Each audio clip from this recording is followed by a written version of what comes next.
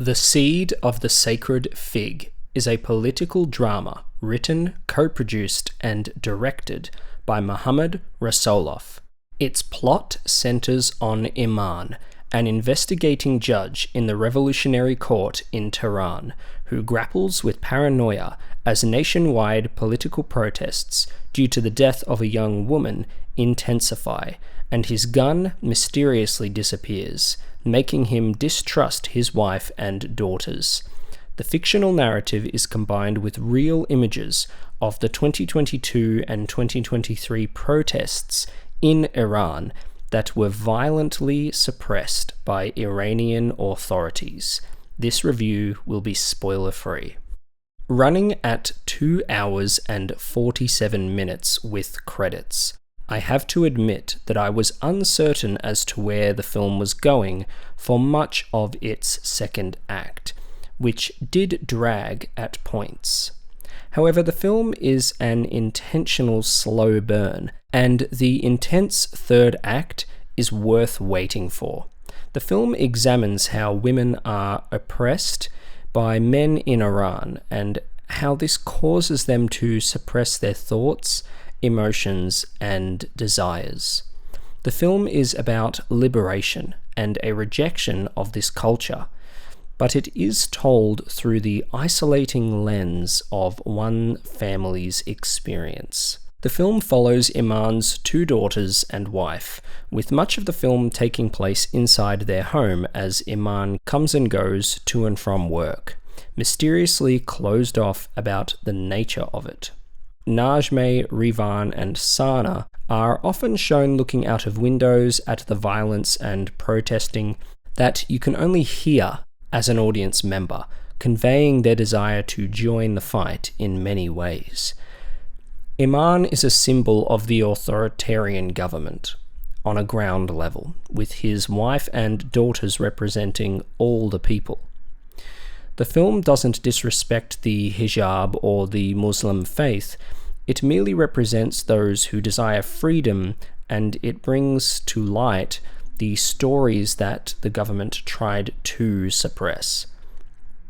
The real-life videos are visceral, but need to be seen for the film to have the effect that it needs. There is a generational disconnect between Najmeh and her daughters.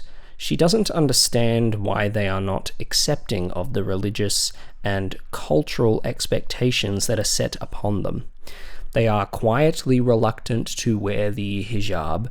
They want to spend time with their friends, do their nails, dye their hair, and simply laugh together. Najma tries to suppress her feelings and follow the status quo, but you can sense that she lives in fear of her husband Iman. She is tough, but lives in submission.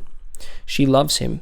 There is love throughout the whole family, but it is eclipsed by Iman's need for control, as he uses religion and the law as an excuse to play God. The film is dealing with very intense subjects. It never plays them up for dramatic effect, but the third act is still quite riveting, due to the way that it is directed and paced. The film has a cold color grade that was very naturalistic and reminded me of mid to late 2000s indie films. It is an almost flat look, not a lifelessly flat look, just the kind of look that you would get from a 2000s digital camcorder if it was HD. This look conveys the individual and isolated view of a larger conflict. These women lack the color that they desire in their lives, which holds them in a quiet state of despair. They want to stand up to their father, but they don't always have the tools to do so. The sound design is often almost silent, which draws attention to the sounds of the violence in the background or a sudden outburst by a character. The film is well thought out when it comes to small details. If you've seen the film, then I'm sure you appreciated the YouTube tutorial moment. I won't spoil it for those who haven't, but it brought so much authenticity to something that is often overlooked. I've seen countless movies where characters will know how to do that thing without learning so I appreciated that for sure. In saying all that I have said, Iman is not a simple character to analyze. It sounds like I'm just labeling him as someone with a god complex, but he's more than that. There are many reasons behind what he is doing, with much of it relating to his own submission to his higher-ups in his job. You watch him slowly crack under pressure. The sacred fig is considered to have religious significance, with many considering the species to be sacred, with people often meditating under it.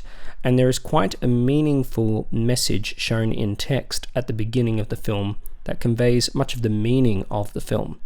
The film is long, but if you stick with it, it will deliver a tense third act that is layered with meaningful imagery. You genuinely don't know what is going to happen next, and this feeling is elevated by the tight directing and the naturalistic performances from all the actors. Everyone does a great job. Some of the things that happen towards the end of the film teeter on the edge of going too far into territory that isn't believable, but they perfectly walk the line.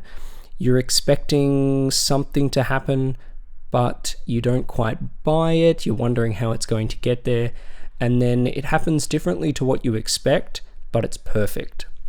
This film was nominated for Best International Feature at this year's Academy Awards. Of course, it didn't win, but I think it's honestly my personal pick. If I was voting, I would have voted for The Seed of the Sacred Fig.